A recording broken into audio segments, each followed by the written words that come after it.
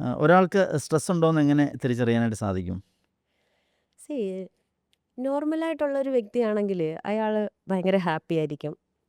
എല്ലാ കാര്യങ്ങളും വളരെ ഹാപ്പി ആയിട്ട് ചെയ്യും. ഇപ്പോൾ ഫാമിലി ലൈഫായാലും പേഴ്സണൽ ലൈഫായാലും എല്ലാം വളരെ സ്മൂത്തായിട്ട് പൊയ്ക്കൊണ്ടിരിക്കും. പക്ഷേ വൺസ് അയാളെ ഒരു സ്ട്രെസ് എഫക്റ്റ് ചെയ്തിട്ടുണ്ടെങ്കിൽ ഈ ഉള്ള ഡെയിലി റുട്ടീൻ കംപ്ലീറ്റ് തെറ്റും. ഉം. അയാൾക്ക് ഒന്നിലും ഫോക്കസ് ചെയ്യാനായിട്ട് പറ്റത്തില്ല. പിന്നെ അയാളുടെ പ്രൊഡക്ടിവിറ്റിയെ ബാധിക്കും. അയാളുടെ കോൺസെൻട്രേഷൻ, മെമ്മറി എന്ന് വേണ്ട എല്ലാ എല്ലാ പ്രശ്നങ്ങളും അയാളിൽ ഉണ്ടാവും. ഉം. അപ്പോൾ ഫസ്റ്റ് നമുക്ക് കാണാൻ പറ്റുന്നത് ഫിസിക്കൽ സിംറ്റമായിട്ടായിരിക്കും കാണുന്നത്. ഒരു ഉം. സ്ട്രെസ്ഡ് ആയിട്ടുള്ള ഒരു വ്യക്തി ഭയങ്കരമായിട്ട് ടെൻസ്ഡ് ആയിരിക്കും. ആ. അയാൾക്ക് ഭയങ്കരമായിട്ട് സ്വെറ്റാവും. ഒരു കാര്യത്തിലും കോൺസെൻട്രേറ്റ് ചെയ്യാൻ പറ്റാതെ ചിലപ്പോൾ മൂവ്മെൻറ്റ്സ് ഭയങ്കര ഫാസ്റ്റ് ആയിരിക്കും. ഉം. ഉം. അങ്ങനെ കുറച്ച് കാര്യങ്ങളായിരിക്കും ഫിസിക്കലി ഉണ്ടാവുന്നത്. ഉം. ഇനി മനസ്സിനാണെങ്കിലോ ഭയങ്കരമായിട്ടുള്ളൊരു ബുദ്ധിമുട്ടായിരിക്കും. എന്ന് വെച്ചാൽ ഈ ഒരു ഹോർമോണിൻ്റെ വ്യതിയാനം ഉണ്ടാവും. ഉം.